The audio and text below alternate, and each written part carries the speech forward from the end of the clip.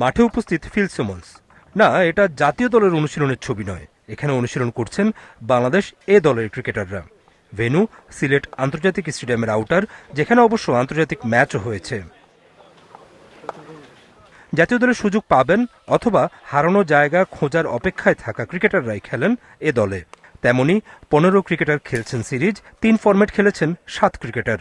জাতীয় দলে অভিষেক হয়নি কেবল রেজাউর রহমান রাজার, আর এই দলের নেতৃত্বে আছেন নুরুল হাসান সোহান। ক্রিকেট একটা টিম গেম, টিম হওয়াটা অনেক বেশি জরুরি এবং হ্যাঁ, যেটা বলছেন পার্টিকুলার একটা টিমে আমরা খেলেছি, বাট সবাই আসলে বাংলাদেশকে রিপ্রেজেন্ট করতেছে। আমার কাছে মনে হয় সবার লক্ষ্য একই, এবং যেটা আমি সবসময় বলি এবং আমার কাছে মনে হয় যে আমাদের টিমের প্লেয়াররা সবাই লাস্ট কয়েকদিন এটা নিয়ে কথা হয়েছে যে আমরা একটা টিম হিসেবে যাতে খেলতে পারি।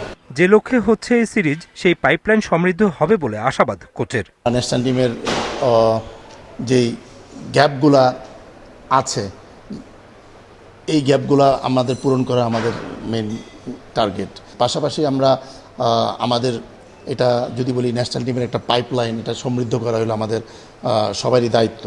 সো আমরা এরকম পারফর্ম করতে চাই যাতে আমরা আমাদের ন্যাশনাল টিমকে আমরা কিছু প্লেয়ার এখান থেকে রেডি করে রাখতে পারি যে কোনো সময় ন্যাশনাল টিমে প্রয়োজনে তারা সেই সার্ভটা করতে পারে। সিলেটের পরিবেশ নিউজিল্যান্ড এ দলের ক্রিকেটারদের কাছে বেশ অপরিচিত। তার উপর আবার গরম, প্রতিকূলতা আছে। তবে সবকিছু সামলে বাংলাদেশের চেনা কন্ডিশনে তাদের বিপক্ষেই সাফল্য চান কিউই এ দলের অধিনায়ক।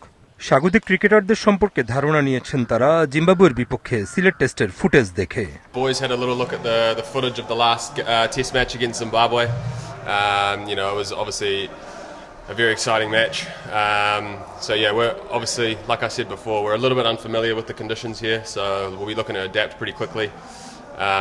Bangladesh have obviously named a pretty strong side with quite a lot of international experience, which is exciting. চলমান সিরিজে 7 ও 10 মে হবে বাকি দুটি ওয়ানডে। এরপর হবে দুটি 4 দিনের ম্যাচ।